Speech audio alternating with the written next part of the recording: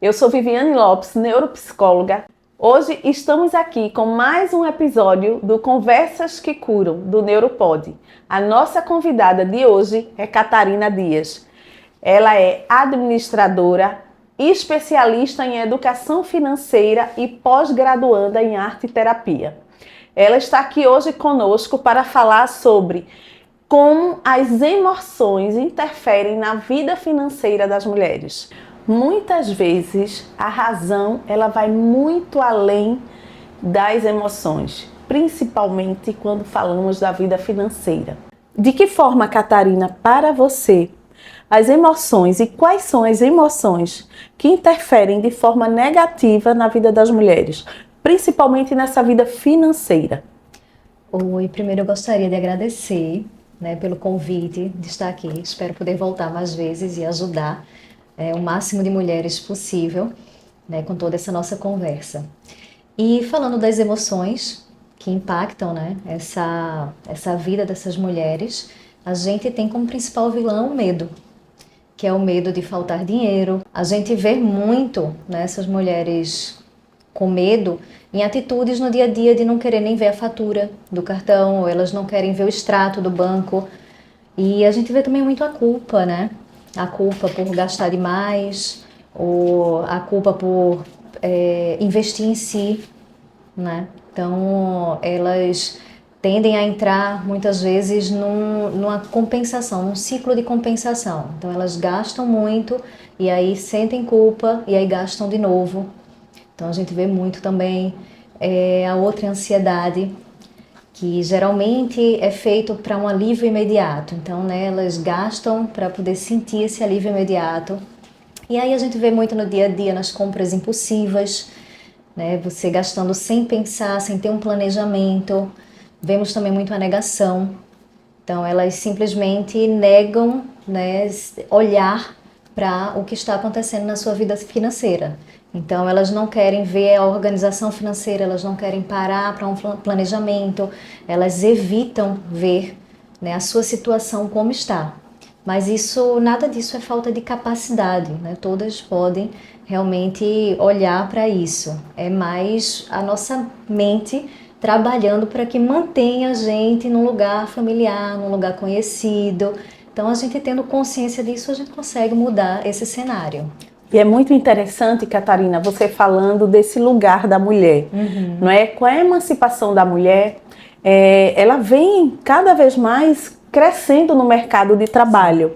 Então isso, por incrível que pareça, também gera uma culpa. Sim. Não é? Aquela mulher que vai precisar sair de casa, aquela mulher que vai deixar os filhos e aquela mulher que precisa dar conta de tudo. Calma, Exato. não é? Exato. E aí ela termina transbordando isso na compulsão. Exatamente. Aí vem a culpa, porque o cartão estourou, não é? Porque comprou demais. E aí entra na negação, não quer olhar para isso, prefere, depois eu vejo, depois eu resolvo, e vai deixando. Então, ela, ao mesmo tempo que ela quer ser independente, ela tem esse medo. Então, a gente junta aí esse combo aí do medo, da culpa, ansiedade e negação, realmente interfere muito negativamente. E desse lugar que ela está ocupando, Exatamente. Os padrões familiares, Catarina, muitas vezes falam dessa questão exatamente da forma como a pessoa ela lida com o dinheiro. Então, para você, eu queria que você explicasse um pouco como é essa forma de lidar com o dinheiro. Que lugar é esse que essa pessoa ocupa? Assim, Viviane, antes da gente aprender, a administrar nosso dinheiro, a investir, a planejar, a organizar, ter essa organização financeira, a gente já vem de uma infância onde a gente aprendeu muita coisa mesmo sem perceber. Então, a gente entra aí em vários padrões familiares, do que a gente aprende desde criança com a nossa família sobre essa questão do dinheiro. Então, se é uma família que vive com dificuldades, a vida inteira viveu com dificuldades, a sua tendência, quando você fica mais velha, é exatamente seguir esse padrão. Então, você pode até ganhar muito dinheiro, fazer muito dinheiro, mas a tendência é que você gaste para honrar esse padrão. Então, a gente vê muito isso também em famílias que não falam sobre dinheiro, que dinheiro é um tabu. Então, ninguém ali fala sobre dinheiro. o que é que você vai acontecer com você, né? Quando você ficar mais velho, você vai evitar lidar com dinheiro. Então você não vai querer olhar para um planejamento, né, financeiro, você não vai querer olhar para uma organização financeira, você vai evitar isso. Então a tendência, né, desse padrão familiar é realmente te levar a seguir os padrões, né, que você foi ensinado. Mas isso é muito bom porque isso é uma programação que a gente tem, né, mental e emocional desde a infância. Então a gente pode reprogramar. Então a gente sabendo disso, a gente tendo consciência desses padrões, a gente tendo consciência, né, que isso foi aprendido na infância, né, a gente cresceu com isso, a gente consegue ter essa reprogramação, né, emocional e mental, junto, né, esse planejamento com a ação, a gente consegue modificar essa situação. Então vamos lá, para melhor entender isso que você traz. Eu tenho uma pessoa, né, que ela tem ali uma condição financeira menos favorável e ela de repente tem acesso a um grande valor. Sim. Então, muitas vão saber fazer uso daquele valor, mas essa pessoa, de forma específica, ela vai até utilizar, mas vai retornar novamente para aquele padrão. Isso. Porque gera até um pouco de sentimento de culpa. Exato. Sim. Se ela, né, teve essa programação na infância de que ter dinheiro é perigoso, de que se ela tiver dinheiro, ela não é uma boa pessoa, então ela vai ganhar esse valor alto, ela vai fazer esse valor alto, mas a tendência é que ela realmente gaste tudo e volte para aquele padrão, porque é o padrão que ela conhece, né? Então ela vai seguir para honrar aquilo que ela aprendeu, né, da família dela. Então precisa mudar isso. E como pode ser trabalhado, Catarina, exatamente essa pessoa que ela, inclusive, muitas vezes impede esse crescimento. Exato. Não é? A gente percebe na clínica, no dia a dia, pessoas com muitos potenciais, com muitas capacidades, excelentes habilidades, mas elas não conseguem avançar exatamente por conta desse padrão comportamental de dinâmica familiar que traz relacionado, inclusive, ao dinheiro. Né? Percebemos isso muito nas mulheres. Exato. Essa questão de sair, de ter que trabalhar e esses filhos. Então, é uma mulher sobrecarregada. Exato. Então, a gente vai fazer um trabalho, né, de planejamento, de direcionamento com essas mulheres, mais ação. Então, a gente trabalha tanto nessa parte do planejar, como colocar isso numa ação. E aí a gente consegue transformar essa mentalidade, né, essas crenças que foram colocadas, né, que você cresceu aprendendo, né, desprogramando essas crenças para que a partir de agora você consiga não só além de fazer, mas se manter naquele padrão novo que você aprendeu, que você aceitou para si, né, que você vai honrar a partir de agora. Catarina, para você, né, que trabalha com mulheres, inclusive nessa organização do planejamento financeiro, você percebe de imediato a negação? Existe a dificuldade de alimentar a planilha, de manter aquela ordem? Como é? Sim, é o que a gente mais vê, na verdade, né? É sempre essa negação, ela não quer ver que isso também foi ensinado, e aí é um padrão social, né, de que a mulher não precisa lidar com o dinheiro. Então isso não é para você, né? Então você realmente evita olhar para isso.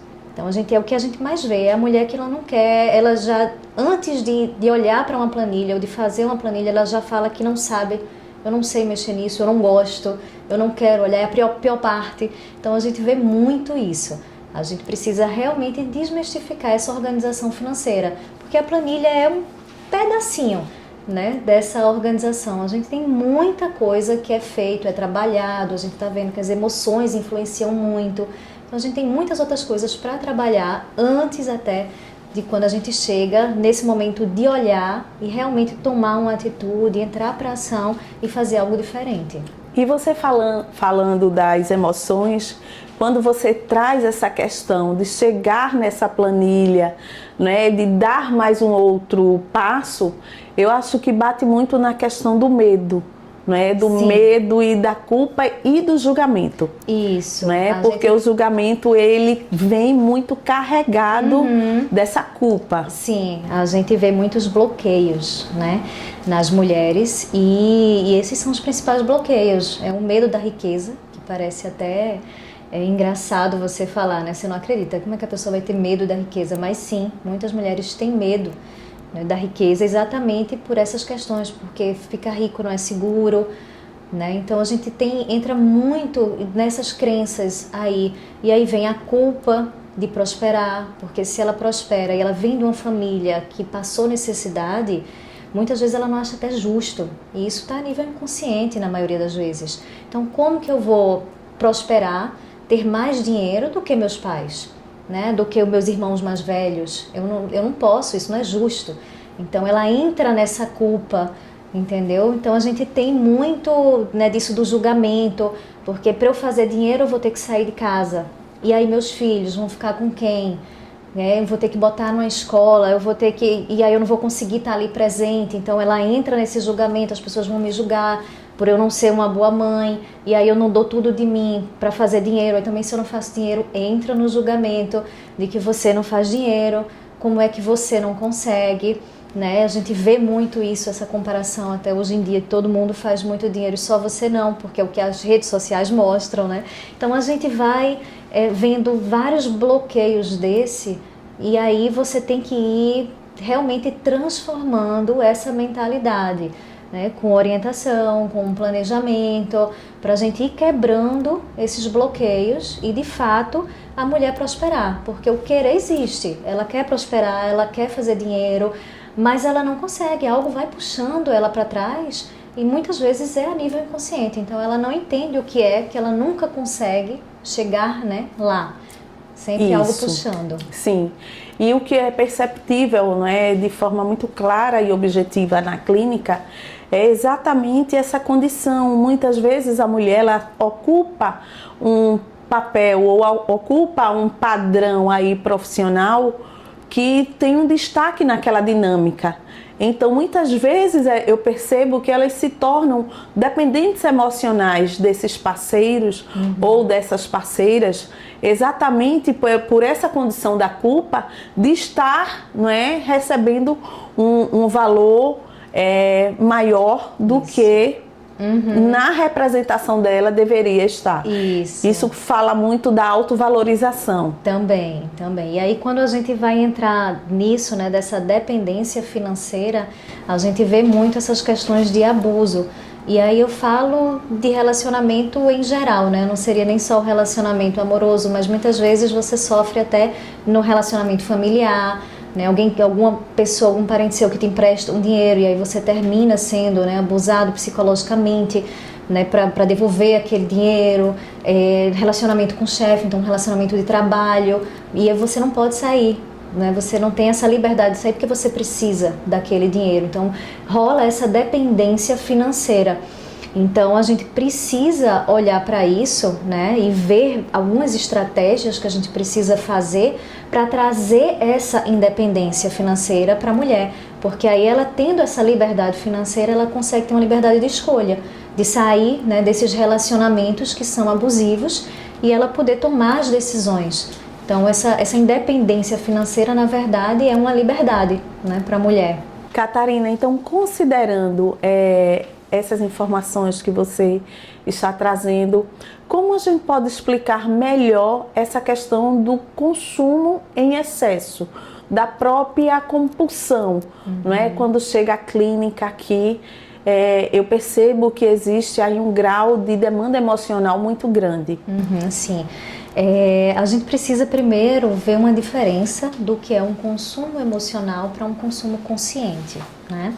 E aí a gente começa a entender melhor qual é o tipo de consumo, né, desse paciente, dessa cliente, que quando você olha para um consumo consciente, é aquele consumo que você tem um direcionamento, você pensa antes de fazer a compra, né? Você sabe o porquê daquela compra, o porquê que aquilo precisa ser realmente comprado, né?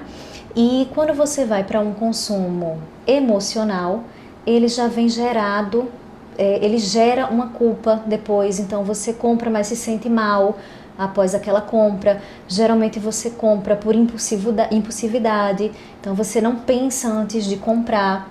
Dessa diferença do consumo consciente para esse consumo emocional é o que faz total, no final, né, o que faz total diferença aí. Você precisa realmente ter esse entendimento para poder você prestar atenção nas suas emoções e não ir para o consumo emocional. Então, quando você para e se pergunta, que é o que eu ensino muito para as minhas mentoradas, né? Sempre faça a pergunta de se você estiver emocionalmente neutra, você ainda iria comprar isso? Porque se você diz que sim, tudo bem, é um consumo consciente. Então pode ir lá comprar, não tem problema nenhum, você não vai se sentir culpada depois. Mas se você responde não, ou talvez, muitas vezes, não sei, então já acende um alerta. Então não compre agora, né? Pare, analise, pense se realmente aquilo é necessário e aí sim depois é que você toma uma atitude, porque é total consumo emocional. E aí quando você tem, né, quando você consegue olhar para isso dessa forma, nomeando essas emoções, prestando atenção, né, no que você sente antes de comprar, você consegue diminuir essa força do consumo emocional. E aí você consegue consumir muito mais conscientemente. No final vai ser sobrar dinheiro, né? O resultado vai ser sobrar dinheiro no seu bolso. Então Sim. você consegue realmente economizar. Sim, é muito interessante porque na clínica é perceptível, não é, exatamente quando gera essa questão da autoanálise. Eu preciso, é necessário, não é? Será se realmente é agora, esse é o momento para comprar? E aí quando vem essa questão desse consumo consciente, isso gera um prazer e um bem-estar, não é? Porque quando você fala sobra o dinheiro, e eu acho importante também deixar claro aqui que no momento em que nós estávamos conversando, você falou de uma questão, precisamos nomear esse dinheiro. Isso. Então eu gostaria que você falasse um pouco desse nomear esse dinheiro. Isso aí vai, né, uma das estratégias que a gente usa para conseguir, né, sair desse lugar de desorganização, vamos dizer, entrar num planejamento. Então a gente começa primeiro por nomear as emoções. Então, primeiro de tudo, a gente tem essa parte de você entender o seu emocional antes de qualquer coisa, né? E aí depois a gente vai nomear esse dinheiro. Então, a gente vai fazer o que seria o nomear o dinheiro. É a gente ter uma direção, a gente vai separar, né, um percentual do dinheiro que você faz, né, do dinheiro que você ganha, para seus custos, né, de vida, para suas contas fixas. Você vai separar outra parte para a sua qualidade de vida, o que você gasta com isso, e separar uma parte que também é muito importante para o seu futuro, né? Que é o que a gente chama muito de reserva da paz. Então, aquilo que vai te dar realmente uma paz de você ter ali aquele dinheirinho caso aconteça alguma coisa. Então, essa separação, né, que a gente faz, você tendo esse dinheiro nomeado, então esse percentual é para isso. Você, quando tem esse consumo, você quando tem esse gasto, você não vai entrar na culpa, né? Mesmo quando você gasta numa festa, gasta num restaurante, mas esse dinheiro aí já estava separado para aquela qualidade de vida, para aquilo, né? Você tinha direcionado aquilo ali, aquele dinheiro, aquele percentual para fazer aquela festa ou para ir naquela viagem? Tinha. Então isso não vai te gerar culpa, porque ele já estava nomeado para aquilo. Então a gente sempre fala muito isso, que o dinheiro sem direção é o dinheiro que some. Então quando você não nomeia esse dinheiro, é quando você não sabe para onde ele está indo. Então é muito importante, né? Uma das estratégias que a gente usa é isso, a gente fazer essa separação, né? Uma outra estratégia é a planilha. Então, para você ver como a planilha, ela é só parte de todo um processo, né, de planejamento financeiro, de organização financeira. Mas é uma parte também importante, porque a gente precisa olhar tudo para a gente conseguir transformar. Então, se a gente não olha para como está a nossa situação, se a gente não coloca, né, tudo o que a gente faz, tudo o que a gente recebe de dinheiro e também tudo o que a gente gasta, tudo o que sai, a gente não consegue consegue fazer essa transformação para mudar. entendeu? Então a gente precisa olhar, a gente só vai olhar a gente colocando isso em planilha. Então ela é uma partezinha, mas é uma parte também importante, né? A gente cuida das emoções, a gente nomeia o dinheiro, a gente faz a planilha, né? E também tem um ponto muito importante aí, que é a gente dar um direcionamento do nosso dinheiro para um propósito, tá? Porque se a gente não tem um propósito para aquilo, todo o seu dinheiro ele vai para trazer um alívio para o seu cérebro, para trazer um prazer para o seu cérebro, sem esse direcionamento, e não é algo que vai para o seu propósito. Então é uma coisa que eu sempre falo também, que é o quê? Toda vez que você vai comprar algo, né, consumir algo, você se perguntar se aquilo está de acordo com o seu propósito, com a vida que você quer fazer, com, né, o que você quer se tornar. Isso está de acordo, né, com o seu planejamento? Se isso não está de acordo com o seu propósito, provavelmente não é para você fazer isso agora, neste momento.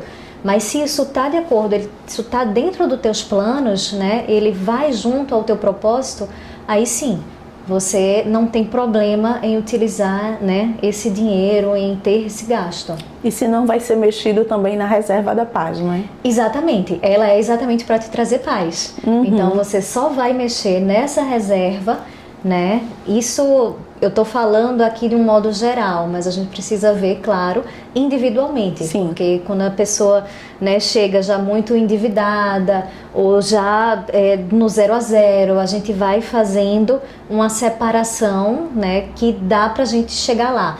Mas as pessoas que já têm uma reserva da paz, a gente precisa manter essa organização para que essa reserva esteja sempre ali. Porque no momento que você termina utilizando essa reserva por alguma emergência, por algo que aconteça, você começa a mexer nas suas emoções. E é muito interessante, Catarina, isso que você traz, essa questão da reserva da paz, essas dívidas, essas compulsões. Porque, veja, até quando existe um padrão, né, acessível, acontece desse comportamento de repetição existir, até para não fugir daquilo que falamos lá atrás, né? Daquele padrão de dinâmica familiar.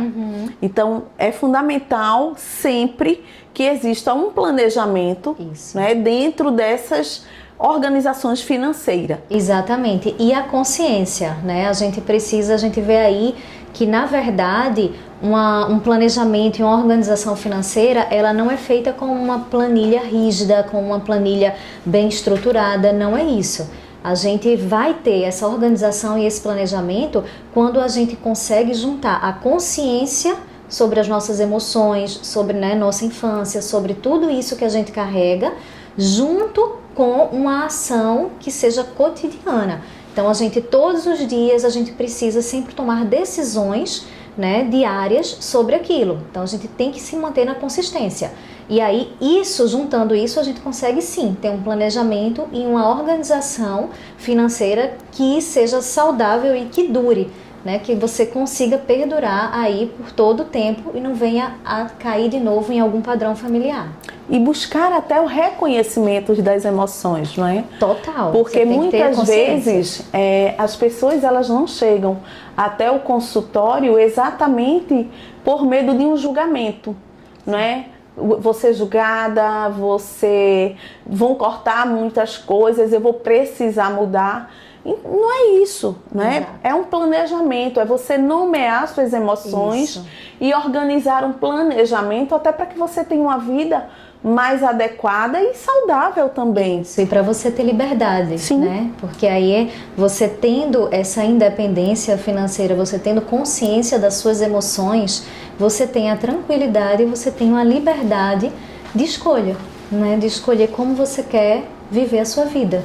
E é muito importante você entender suas emoções, porque veja, quando acreditamos que essa condição financeira leva você a uma liberdade financeira, a uma independência, muitas vezes te prende em um relacionamento, seja conjugal, seja familiar, seja profissional. Então, nomear essas emoções, entender o que está acontecendo, vai ser muito importante para você, inclusive, ter esse planejamento financeiro e chegar nos objetivos que você deseja, tá? Então, se você gostou, fica aqui com a gente, manda esse vídeo, manda esse podcast para uma amiga, um amigo ou um parente.